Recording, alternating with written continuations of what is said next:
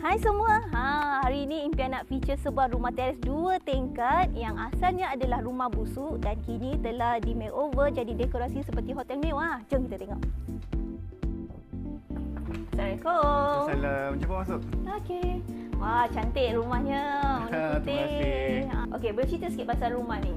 Okay, rumah ni I beli lailong tahun 2020 and then masa I buat full renovation, ambil masa 6 bulan.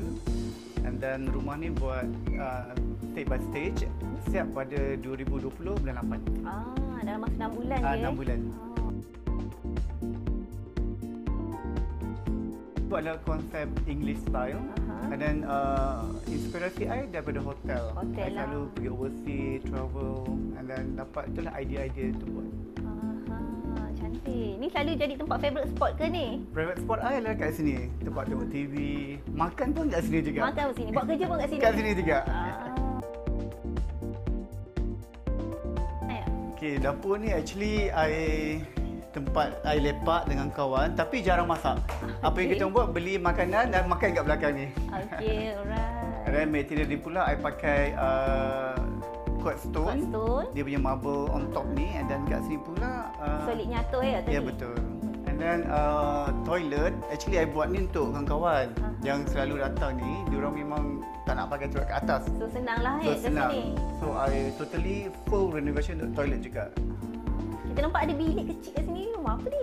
Ni bilik kucing. Tengok sikit lah. Boleh. Kucing. Okey, sebelumnya adalah bilik untuk maid tapi I pecahkan jadikan wardrobe untuk simpan barang-barang, kasut, beg semua kat dalam ni. Alright. So dapat maksimumkan ruang lah I punya beg. Tu dia.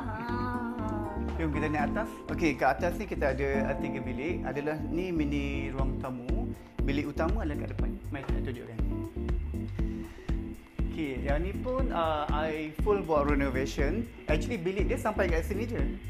Yang depan ni adalah balcony. I pecahkan, extend, jadikan besarkan. Bilik toilet ni pula sepatutnya menghadap sini.